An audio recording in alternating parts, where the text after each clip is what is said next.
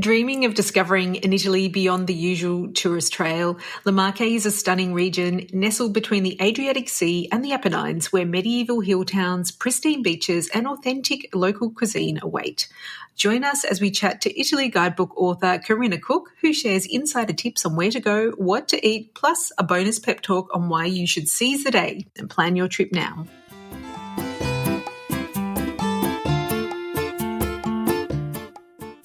Ciao a tutti and benvenuti to Untold Italy, the travel podcast where you go to the towns and villages, mountains and lakes, hills and coastlines of Bella Italia. Each week your host, Katy Clarke, takes you on a journey in search of magical landscapes, history, culture, wine, gelato, and of course, a whole lot of pasta. If you're dreaming of Italy and planning future adventures there, you've come to the right place.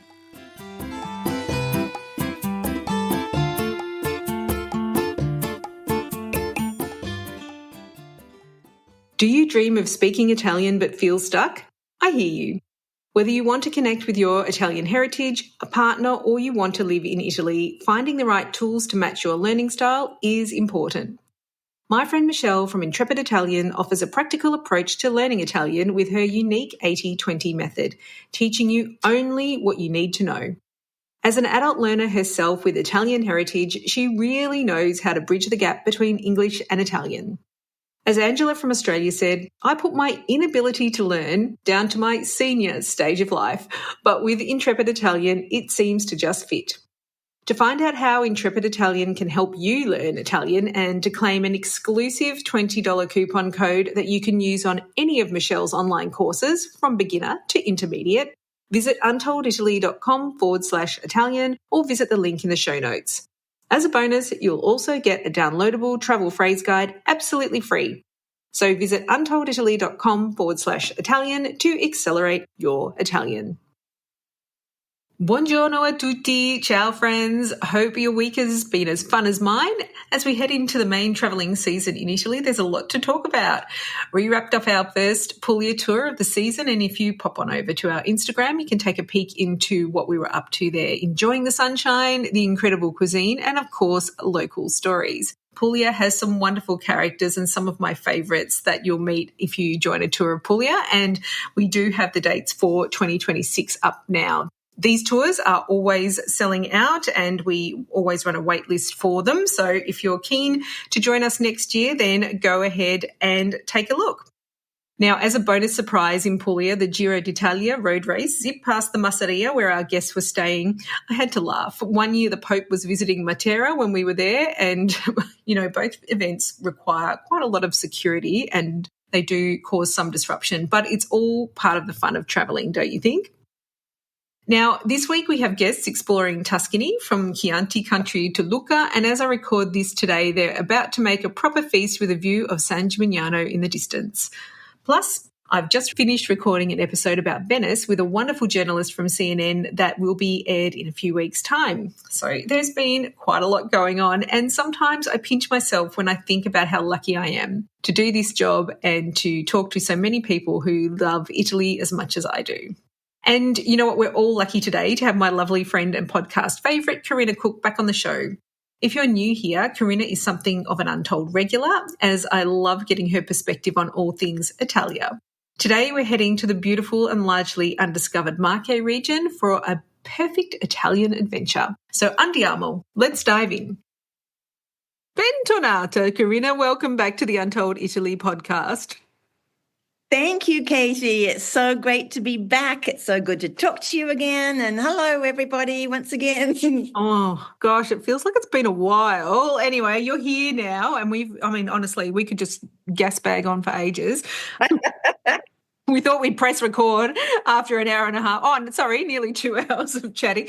So we wanted to catch up and have a chat with everyone today about a beautiful region called La Marche. But before we do that, can you introduce yourself in case some people don't know you and haven't listened to episodes on Untold Italy with you in the past?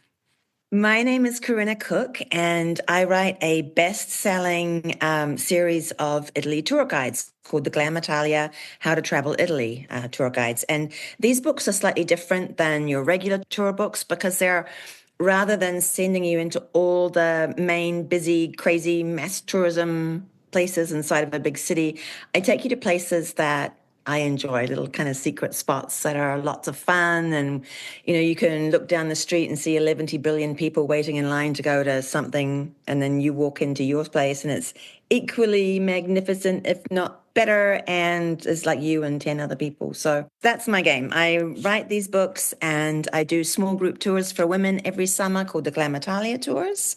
Yeah, that's it. And I have presets. I have photo presets. Yeah, they're new, right?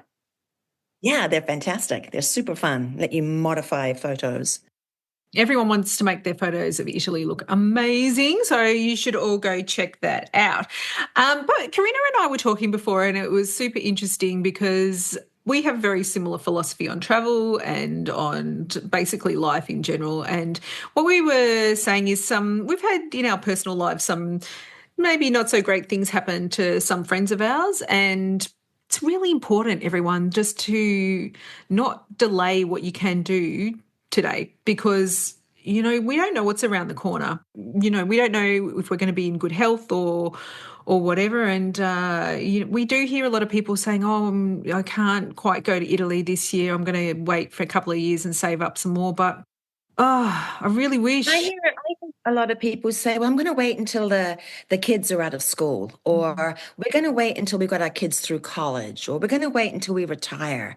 And I just think, don't wait. Go now. Your knees and your hips are never going to be as good as they are now. So you want to go and do things while you can.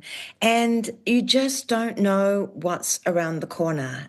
In my life, as well as in Katie's life, we both have people who've had some pretty heavy things happen in the last little bit. And had those people, luckily, my people have done an extraordinary amount of traveling. So at least they've done that. But imagine if you had waited your whole life to go on your dream trip. And I get so many people who message me or send me messages on my website and everything. And they say, I've been wanting to go since I was this age. And now I'm that age. And I keep thinking, go now, go, book it, do it. Bye. You don't know what's around the corner. The other side of things is when you go now, this thing that seems like an enormous hurdle, if you haven't been before, once you've gone, you can see, oh, this is really not that difficult. And I can swing some other little trips and I can do this, that, and the other. And you just enrich your life. Especially, I think, with Italy more than anywhere, going to Italy enriches your life.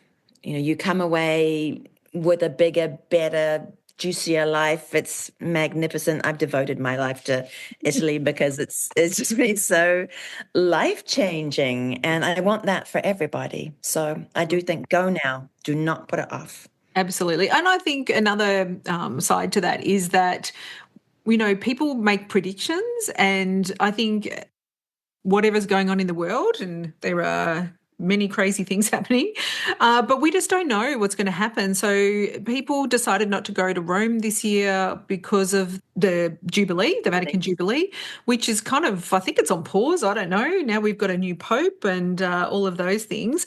But I mean, people on the ground are telling us that it's not been that busy. So, like people were staying away because they thought it would be really crazy busy, but it looks like it's not as busy as it has been in previous years. So you just don't know what's going to happen. You don't know what's going to happen with the exchange rates. You don't know. We just don't know. And I feel like we've got one precious life. Let's just do all the things that will make us happy. And if you're just thinking you've been dreaming away, you've just got to take that next step. And usually the next step for me is booking the flights, which is quite a big step. But once you've done that, you're committed. You're done. That's it. You're off. And if you are someone who thinks, well, I can't afford it, we did a really good episode way back. Do you remember, Katie, how to budget for it or how to make the money work? Yep. And I gave tons of really cool tips for strategies. And I was a single mom. I had no damn money. And I strategized, and I still use the same strategies and get to travel an enormous amount more, do an enormous amount more. So things aren't always as impossible as they might seem. Totally. Absolutely. And also, if you need help, we've actually got people coming to us for our trip planning that are on a very, very tight budget. And some of our team are very, very adept at helping with that. And so it's all about thinking outside the square because like if you have a plan in place, you can really save a lot of money rather than if you're trying to wing it. And I'm going to tell a story about someone in my family that should know better, and they don't listen to this podcast, so I'm going to tell this story.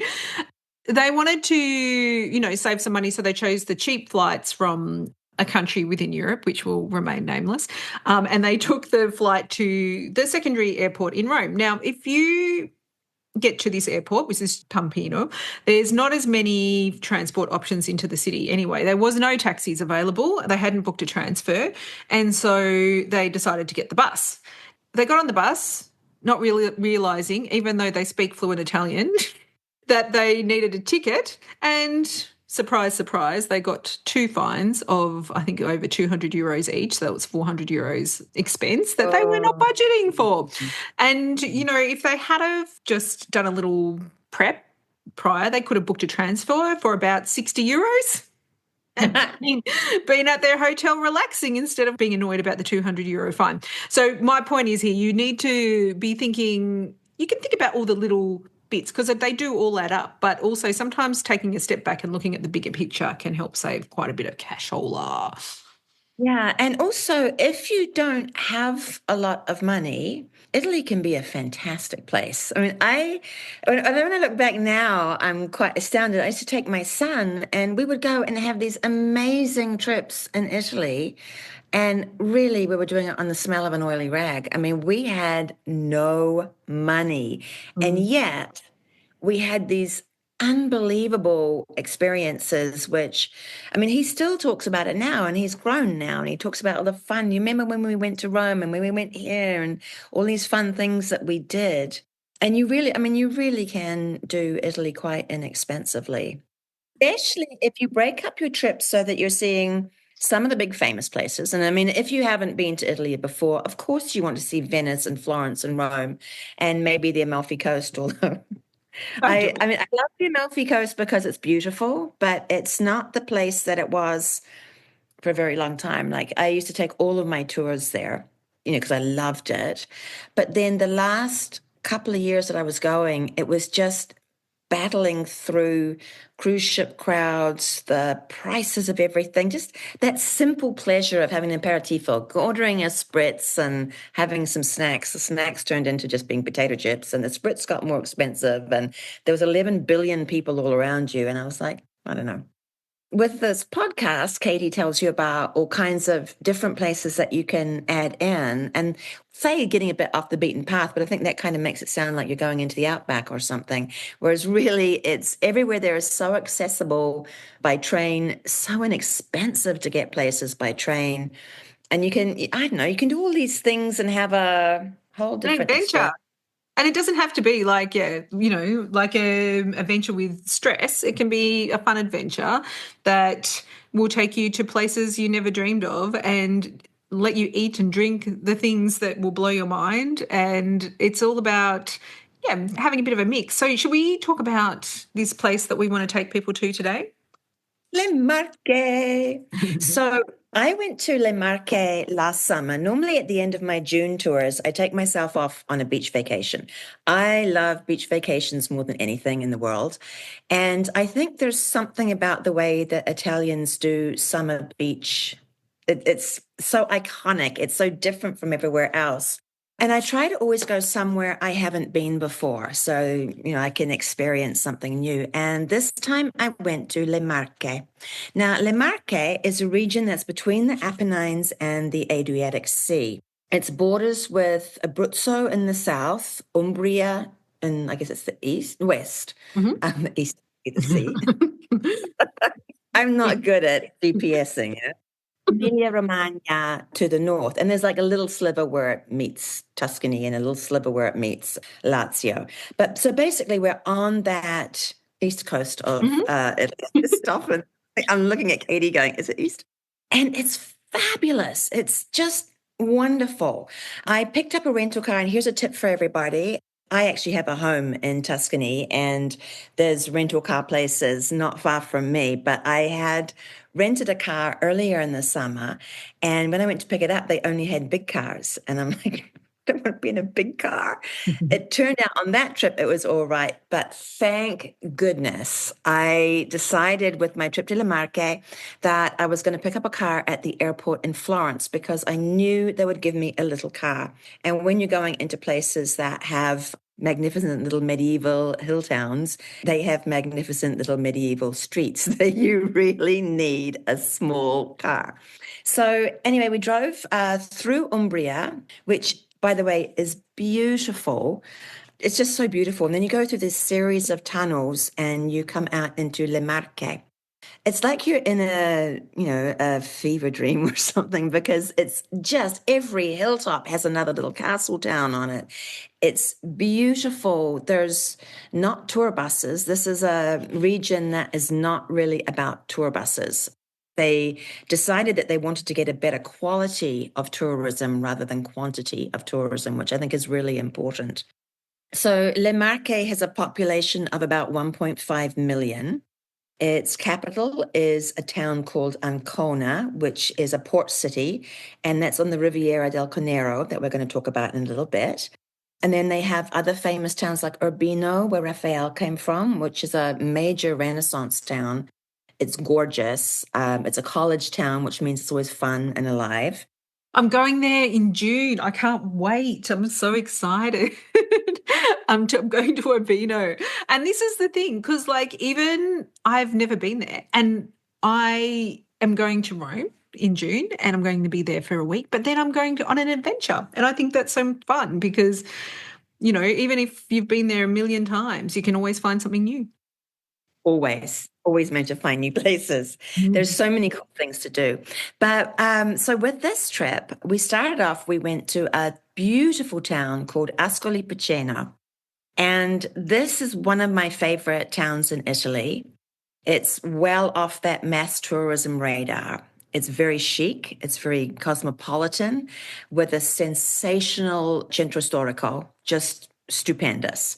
It's quite upwardly mobile. So we're not out in the boonies, where it's all farmers on tractors. Not that there's anything wrong with that, but this is quite a chic little town. It reminded me a lot of Treviso, where it's supremely clean. I wasn't aware of graffiti. There was no trash around. It was really beautiful. And everybody kind of dresses nicely and they're all very proud of their town. And Ascoli is absolutely beautiful. It's called the Travertine City because the town is literally made of local travertine. The town is really, really old. The first people that we know of that lived there were a tribe called the Piceni tribe, and they were back in the 9th century BC. So we're going, I think, back a millennia.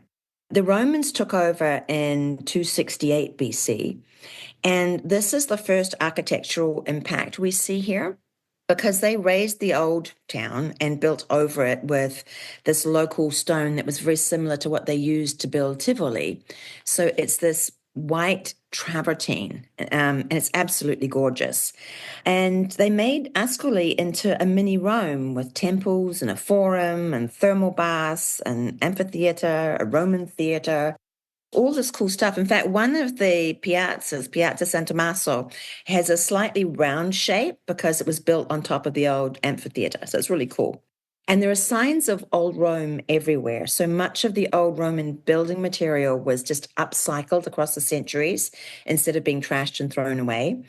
Many of these luxurious travertine buildings and then the paving stones in the city actually date back to the ancient Romans. And if you look around, you'll see Roman columns built into buildings. You'll see chunks of old arches that have been just incorporated into some new building. It's really cool. So you see lots of the old Rome with it. And the thing about this special travertine that is there, and then the special light that hits Ascoli, is the travertine takes on the personality of the ambient light. So on a rainy day, it looks gray. On a sunny day, oh my goodness, it's shimmering bright white. and you feel like you've walked into heaven or something. I mean, which you kind of have, but at golden hour, it gets these delicious apricot hues wash all over the town. And then if you are lucky enough to be there in the moonlight, it glows like a mirage. It's just beautiful. And so when you have a place that's this visually spectacular, life revolves around being outdoors. So it has a very outdoorsy kind of city. So everybody walks and cycles everywhere. The piazzas are all ringed with eateries and bars. And these are like, again, they're not touristy. Well, when we were there June 29th, my friend and I, and I'm not sure we were aware of other tourists at all. You felt like you had just walked onto a movie set, really.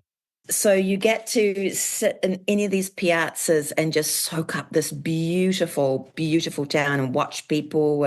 You get a real sense of their civic pride because everybody's proud of their beautiful town, and the way that they move through it, really smacks of that pride. They know they live somewhere beautiful and special, and they take really good care of it. It has two main piazzas. The first one is Piazza Arengo, which is huge and is the oldest monumental square. And that's where the cathedral is, and it has a couple of big palazzos there. Fabulous foodie places all around. We had to keep coming back because we were staying actually not far from Ascoli, but there was just so much great food and life and everything happening there. You just wanted to keep going back. And then the other famous one is the Palazzo del Popolo, which is a stunning rectangular piazza at least, known to be one of the most harmonious and beautiful in all of Italy. Your eye responds to that harmony and balance and beauty. So you just kind of feel like, when you're in there. The ancient Greeks and Romans knew this, and Brunelleschi rediscovered it at the beginning of the Renaissance. So this piazza was built in 1509, and it has all those beautiful, like the beautiful Brunelleschi style arches that he copied from the Romans. At one end, there's a 13th century basilica. There's a Palazzo Popolo, which is the like the city hall from forever ago, with a big medieval tower. And then at the far end, one of the most famous cafes in all of Italy. It's one of the most celebrated and one of the most iconic, and that's the Cafe Meletti. And that's an absolute must. You have to go there, and actually you have to experience being inside because the whole Art Deco thing inside is beautiful. But there is just pure magic sitting outside this beautiful, iconic cafe, having a cappuccino, or I was driving, so I had to just have coffees and stuff. But Kay was like, I'm having another spritz. It was just like living large. It was so fun. But sitting there, I mean, Hemingway used to go there and Sartre used to go there. And this cafe created back in 1907 this local drink called anisette. And it's an anise flavored drink, and they serve it with like the 3 coffee beans in the top. I had been told and had read that it's like rocket fuel. So I was thinking, oh, I don't want to try it. But it's absolutely fabulous. It's so great. In fact, the bartender was like, no, you can't not try it. And I'm like, oh, I don't like this grappery kind of thing. And he's like, it's nothing like a grappa. You must try. And so I'm like, but I'm driving. And he goes, have coffee after. Have a sip. But he was like, he wouldn't let me leave the place without trying it. And it was fantastic.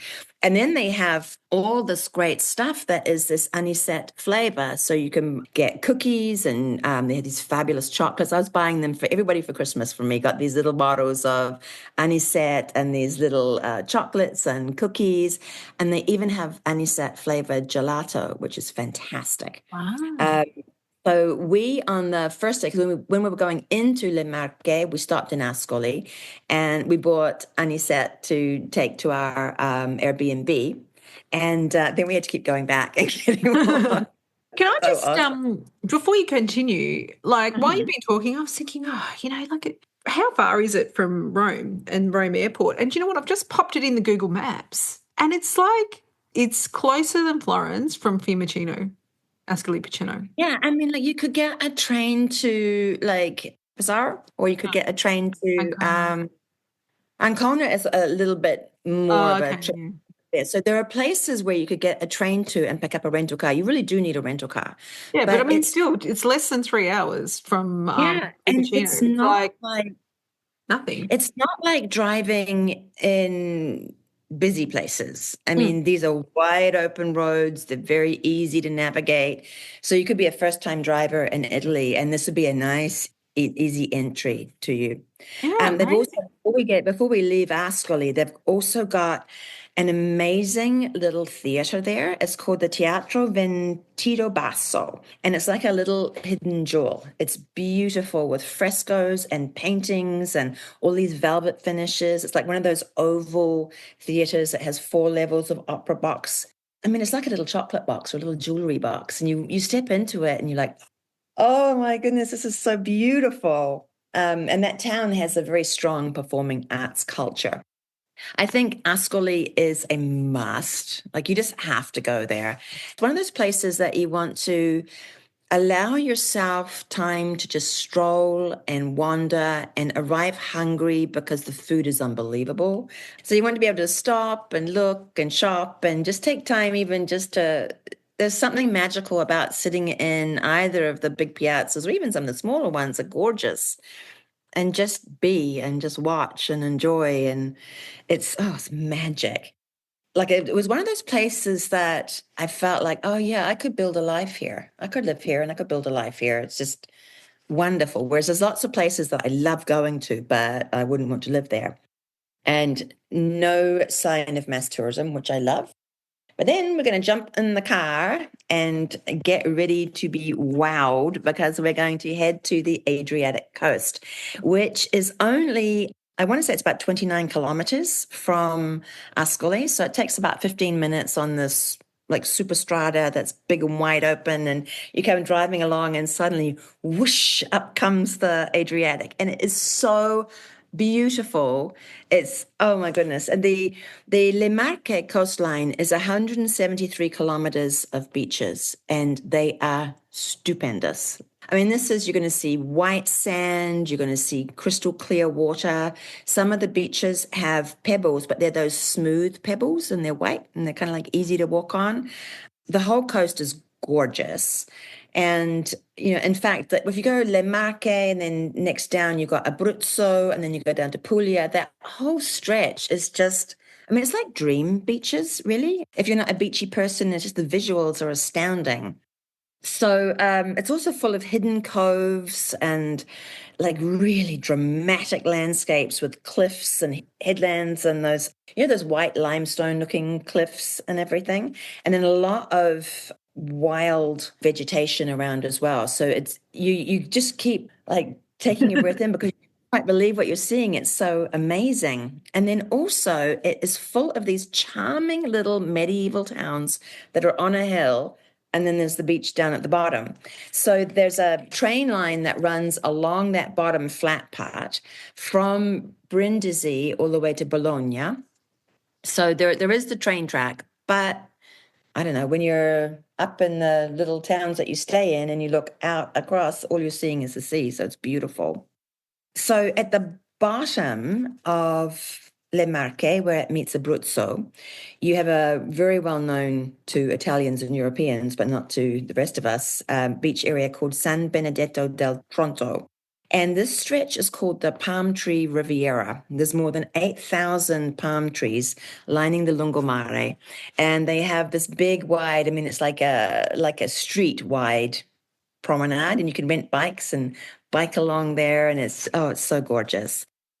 And I think it's about 10 kilometers of biking area that you have, just biking along the beach, and lots of nice little places to stay there. And a lot of the places, when I was looking for where I was going to rent, a lot of them came with a bicycle, or they had some kind of access for you to have bicycles so you could bike around, and really super. And again, it's not known by more than Europeans. So that tends to be a different kind of tourist that is there. And then a little bit up from there, there's another one called Grotto Mare, which seriously, Google it. It's Google. And just know that Google doesn't give it even 10% of the magic of this place. So it's an absolutely stunning medieval town and these hills that I'm talking about, they're little hills. Technically, you could walk them, but I'd rather die than walk them, so I drive up and back. Walk But down. Walk down. absolutely, absolutely stunning little town. And there's bits where like the castle walls fall in, so you have this arch and you stand at the arch and there's no anything beyond it, just the sea. The number of times that we were just like, oh, like, look at this is incredible. And we actually went up there and had lunch one day. What we did was in the mornings, we'd go around and see things and then have lunch somewhere fabulous and then be at the beach in the afternoons. And it was so fun.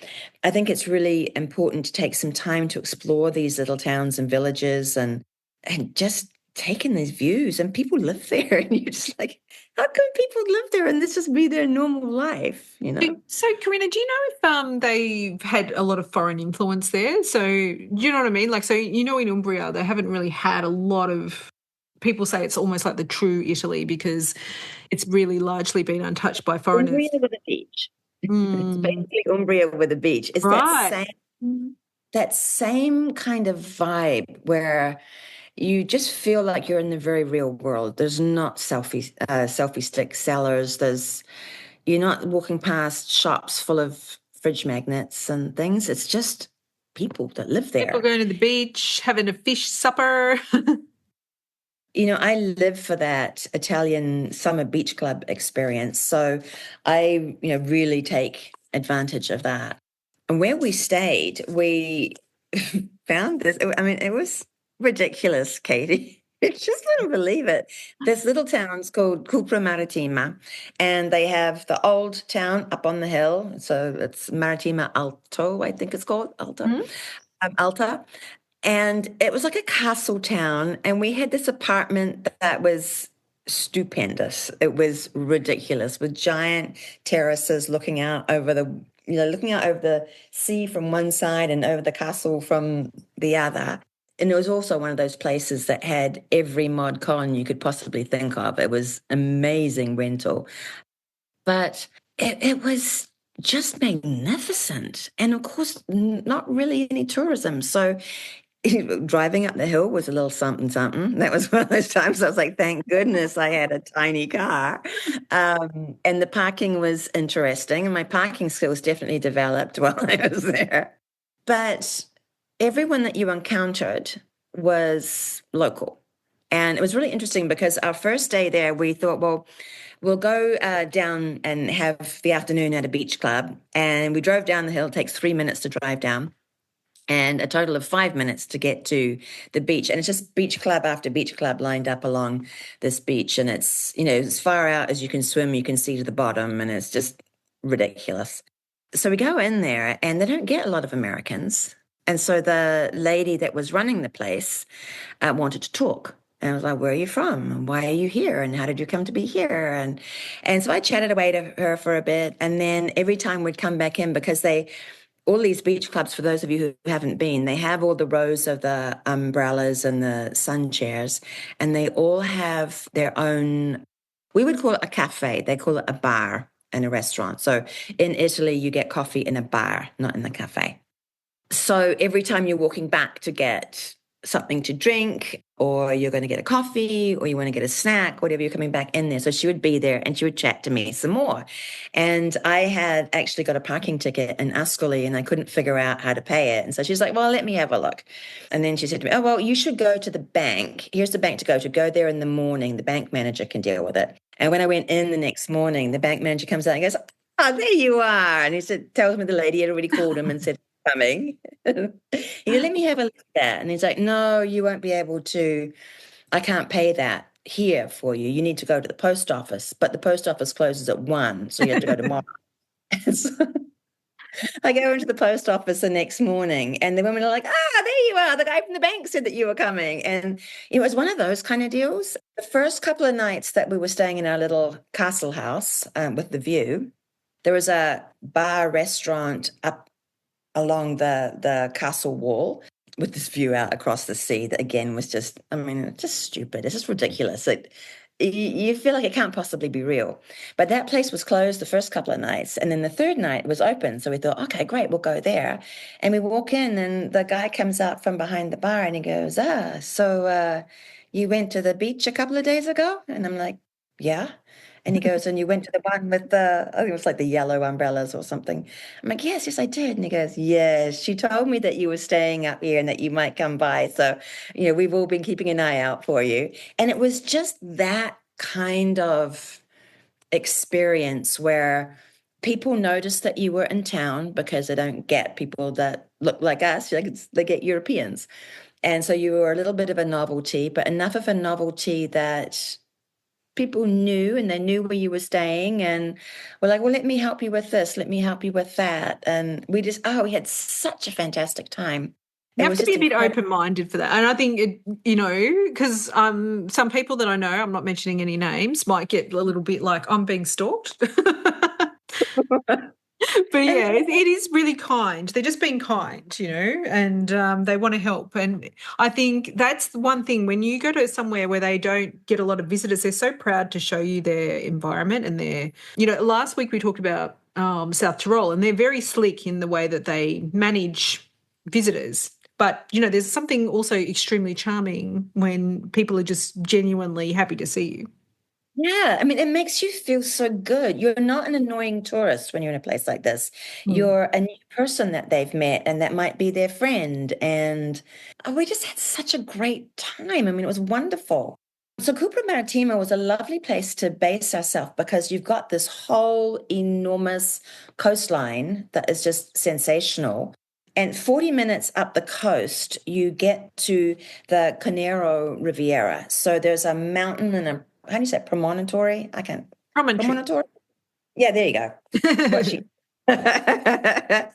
called Monte Conero. And that's like really high drama visuals. That's where you have those white cliffs and crazy. And on the side that was on our side of the hill, there's a town called Numana. And this is one everybody has to Google because Numana, Muana, is stunning. It's ridiculously stunning. And then on the other side of the mount, you have Cirolo, Sirolo, which I mean, I give up. That's supposed to be amazing. I've heard. Just stupid gorgeous. Like there's not words to describe these kind of places because they're so beautiful. You have all that wild vegetation and then these white cliffs and the blue sea, and these towns are so charming and so gorgeous. And you feel like, how can I possibly be here when I know, this was late June, so I know the Amalfi Coast would have been just a parking lot and just impossible. And here we are in this beautiful place that just had local people and, Europeans that were there. So it was just very easy to move around and you had space to breathe and everything. But you're in a place that is so sensationally beautiful, you're at a loss for words. And it also has some beaches that you just can't drive up to and get to. So there's some where you go down a path down the mountain and get to them and you can't see them unless you're like right at the edge of that lip of that mountain looking down. So by the way, if you're in Numana and you go up into the town, when you like pick yourself up from falling over at how stunning this town is, walk up to like the top part of the town and it takes you to like a belvedere, like a lookout point, and you can look down and see secret beaches that you couldn't otherwise see. Of course, they have the chairs and the umbrellas and everything there, and it's absolutely gorgeous. But it's just stunning. Tell me how much And is a beach club there, Corinna? Because I'm hearing some wacko stories about the other side of our most expensive one. We went to this really foofy one day in Numana because we kept driving back up to Numana because it You've got to was. have a foofy experience, Well, I mean, this place, it's so crazy beautiful. Your brain can't compute, and it doesn't want to just have that experience one time. Most of the beach clubs were 10 euros, 15 euros for the day. And the super foofy one, the one that was all like really la-di-da, was $20 for the day. That was our big spend beach club. And the restaurants, they all have a fabulous restaurant. Italians take eating really seriously. So you're not getting some kind of skunky backwater wine, and you're not getting some nasty burgers and fries kind of food. It's fabulous food and stupendous wines, which I'm going to tell you about in a moment. But it was just tremendous. And we took a boat. I'd read about this beach called Due Sorelle, the two sisters. So it's like those Fralioni rocks that they have by Capri. So you take a boat, you can take a private boat or you can take a ferry, and it goes out to Due Sorelle, it drops you off, and then it comes back and gets you later on in the day. That one doesn't have any beach club stuff, so you're just you and the beach. And I mean, there's a bunch of people that come out on the ferry. You're not out there by yourself. But that was really, really beautiful. And I would say that unless you're somebody that really doesn't like being on the water, definitely have a boat experience up there. Either charter a boat to go on a trip up the coast, or even just from Numana, jump on the ferry and go to Due Sorelle, because it is so outrageously beautiful, and there's so much that you can only see from the sea. It's wonderful. But then, yeah, on the other side, of course, you have Sirolo, which is known as the Pearl of the Adriatic. These towns, they're not just beaches. So there's a beach town at the bottom, and you have somewhat beachy atmosphere. But inside these little towns, it's art and history and culture and medieval castles and stuff. So you really can be hitting a lot of buttons in one go. Did you make it to Loreto? No, so we just went as far as Sirolo. And just, like, when I look on the map at how far we went, it really wasn't that far, but I feel like we just saw so much, and had so many incredible experiences. And if you Google here's me telling everybody, Google, but there are so many outstanding towns all through here, and towns that I know that the people listening to Untold Italy would just die over.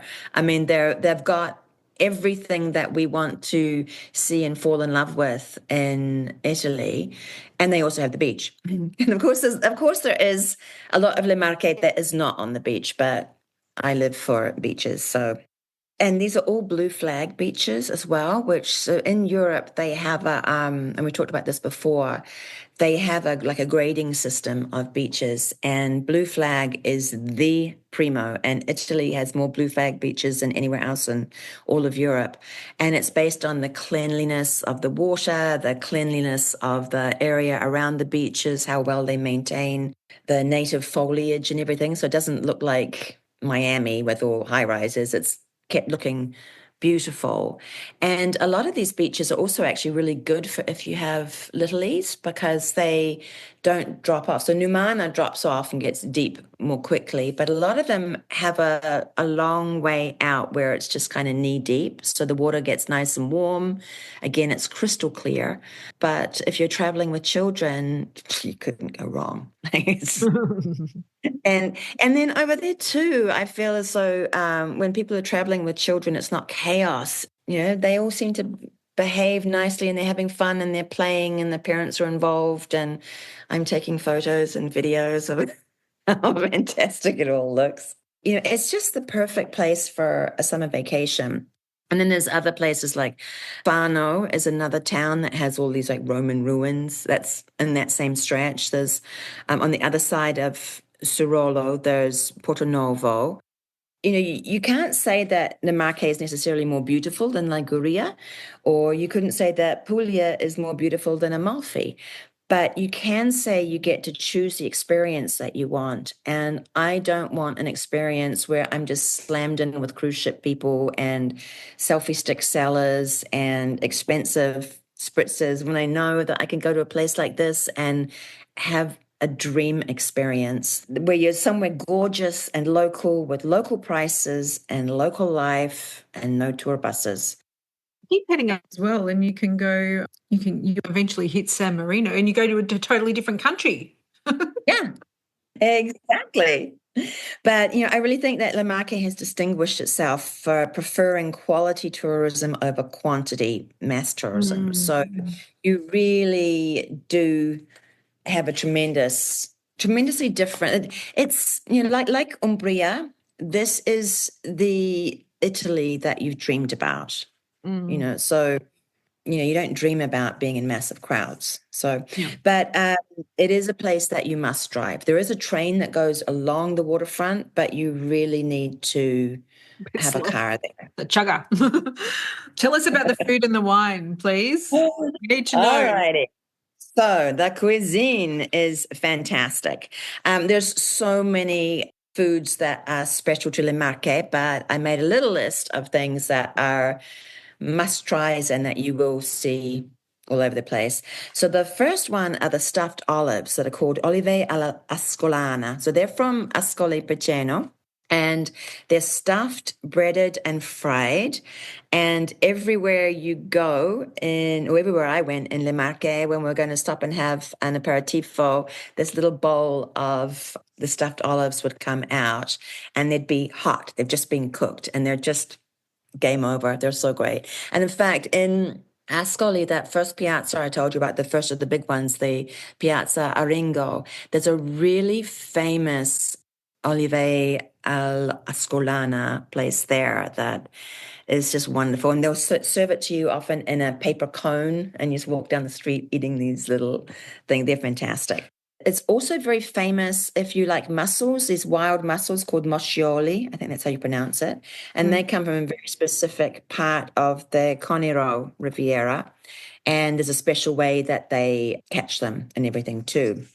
I think I'm going to just completely jack up all my pronunciation here. So if you are a fluent Italian speaker and you hear me killing your language, I do apologize. There's a sausage called chiassuolo, which is the most famous sausage in Le Marche. It's a spreadable kind of salami. It's tremendous. You will have it in a million places. When you go out for an aperitivo, if they're serving some crostini, they'll normally have some of that on it. It's wonderful. There's a prosciutto called prosciutto di Capena, which is heavenly. It's a soft prosciutto. You know how some of them can be a bit leathery or a bit firm? This one's softer, and it's a DOP with very severe production guidelines. So, they can't monkey around with it. You're getting the good stuff everywhere you go. Le Marche is famous for truffles, fish, everything. When you're in these coastal areas, the seafood is outstanding. There's this other thing to look for. It's called crescia, and it looks like a piadine. So piadine are almost like a pita-looking bread that's made into a sandwich.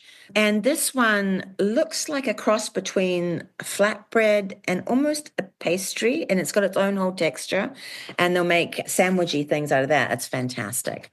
We ate Le Marche pizza, which was different again from pizza that we've had elsewhere, and it was fantastic. I mean, every day we were like, wow, okay. We kept thinking it's going to be a bad one, but there wasn't. Everything, everywhere we ate was just wonderful. Of course, it's Italy, so of course it has its own specialty wines. There's some famous ones. There's a sparkling red called Vernaccia di Serapetrona, and it is the only DOCG sparkling red in all of Italy. So it's kind of cool, kind of different to try. It's great with meals. It's great with strong cheeses and the chiascolo spreadable sausage. I know that somebody's going to be sending a message. She pronounces that wrong. And then they also, in the reds, some of the more well-known ones are Rosso di Conero and Rosso Piceno, which are Montepulciano grape based. And then we get to the whites.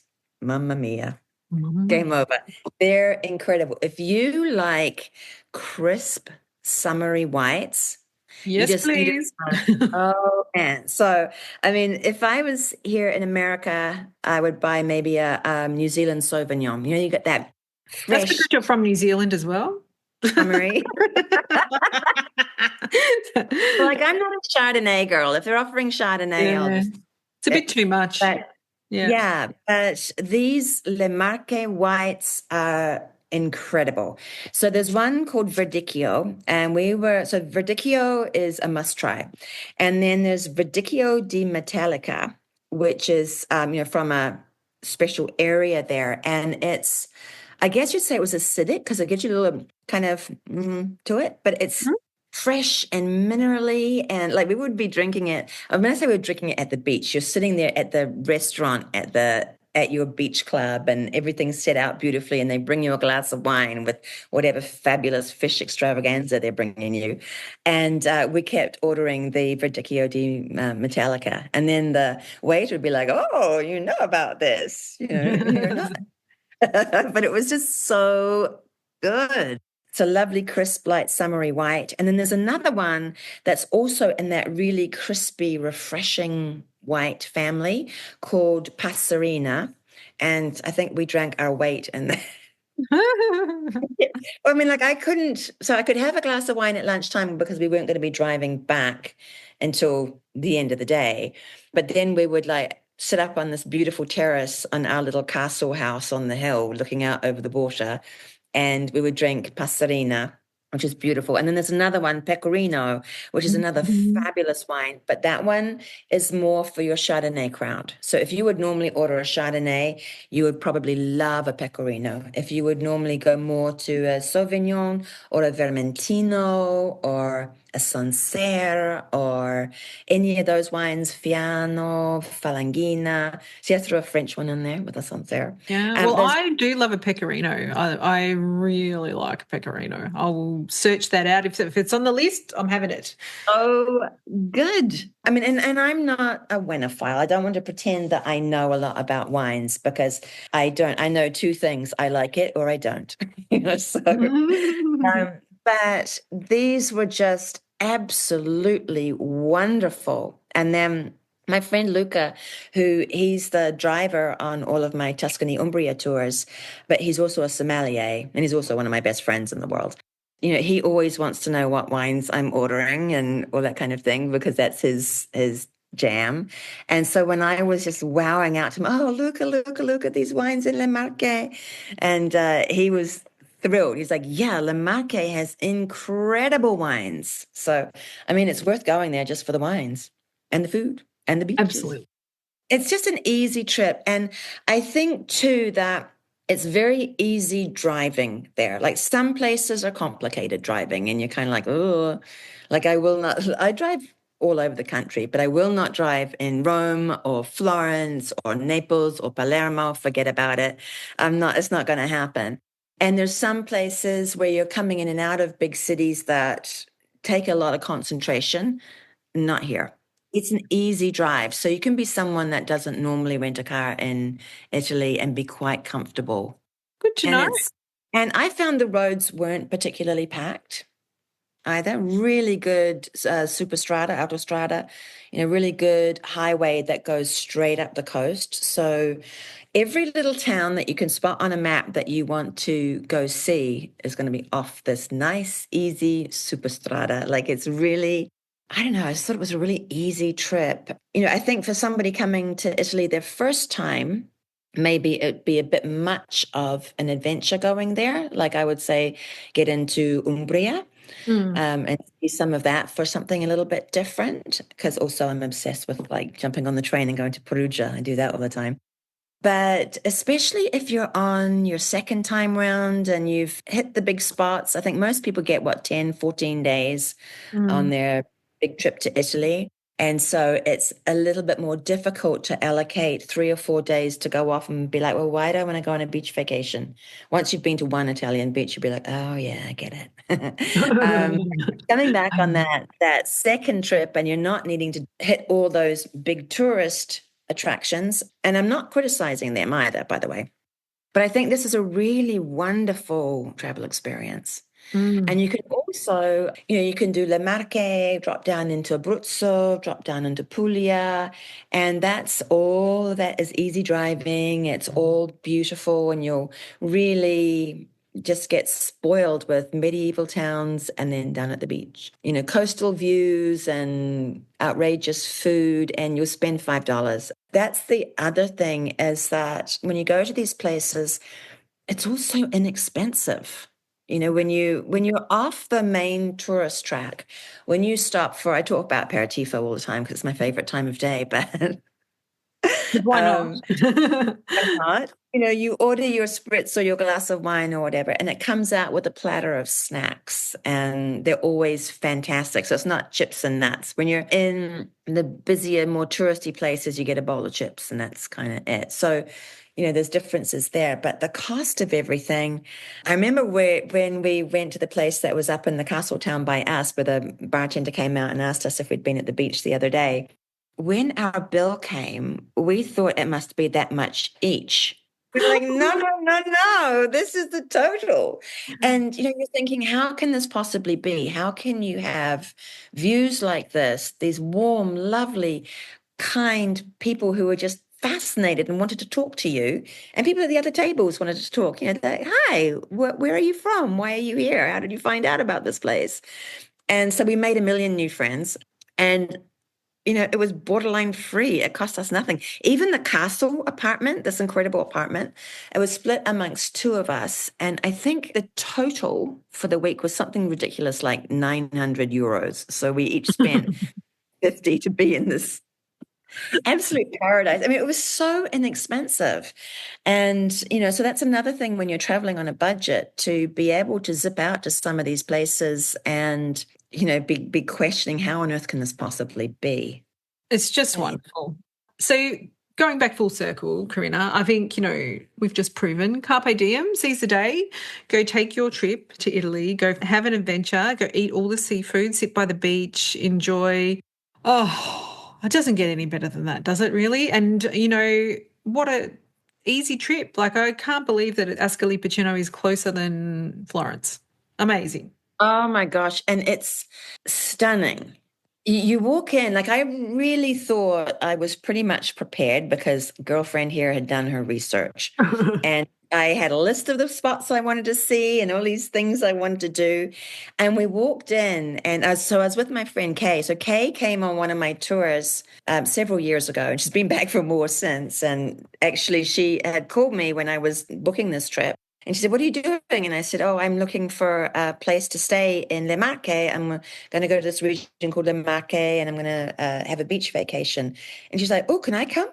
She's She did. smart. And we had, Be like Kate. Be oh my smart. God, we had the best time. And to be able to go and do something like that, and it was inexpensive and it was sensational. And the thing about these experiences is you can't undo them.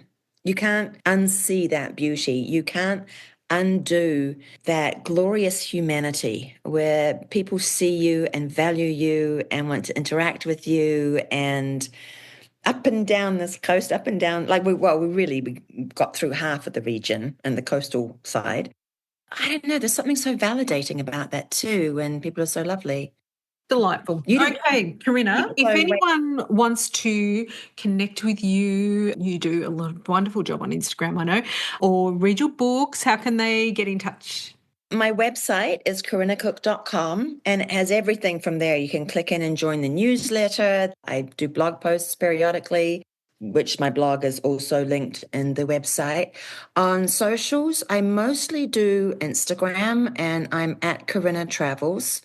And, you know, you can see all these places that I go to. And actually, as you scroll down through my Instagram, you'll get to see some of these ridiculous places we went to in Le Marche, because I was a maniac on Instagram while I was there. It was so beautiful. The books are on Amazon worldwide. Thank you, Corinna. So lovely to have you back on the podcast, telling everyone your stories and all of the secret places that you found. You are an absolute marvel at doing that, and we all love having you on the show every single time. So come back soon, and grazie mille. Thank you so much for having me. Thank you, Katie. Bye, everyone. Ciao, ciao. Corinna, I just love her spirit of adventure and can-do attitude. She's had a lot of struggles in her life, but she always manages to bring the joy and a spirit of generosity that I respect with a passion. I can't wait to head into Marche for my first proper visit in a few weeks to check out Urbino, and of course I'll be sure to update you all about that. Needless to say, we're cooking up a bit of a plan for our tour guests and, of course, getting more on-the-ground recommendations for our app. The team is putting the finishing touches on the Marche section of our app right now, and I'm so proud of that because you're not going to find a guidebook that includes detailed content on this region or neighbouring Abruzzo, which is where the person on my team, Cassie, who is creating this content, comes from, and she lives there. So you don't get much more local than that. So if you're keen to explore the app and support this show, go ahead and download it now. With the upgraded version, you can access all the podcast episodes ad-free. Plus, you can easily find episodes by region, topic, and more. And when you have well over 270 episodes, it can be quite a challenge on some of the standard podcast apps. And it works out to just over $1 US per episode currently. And as it is a one-time fee, you're just going to get more value as we continue to make more episodes. Of course, as always, we've added all the places and tips that Corinna shared, plus links to her best-selling Glam Italia guidebooks into the show notes at untolditaly.com/274 for episode number 274. Before you go, we'd really appreciate it if you could leave us a rating or review. It's a small thing that makes a big difference in helping more travellers find our show and bring the voice of wonderful guests like Corinna to the world. Thanks again for listening. On our next episode, we're going to find out what all the fuss is about the beaches in Puglia. But until then, it's ciao for now. The Untold Italy podcast is an independent production. Podcast editing, audio production and website development by Mark Hatter, production assistance and content writing by the other Katy Clarke. Yes, there are two of us.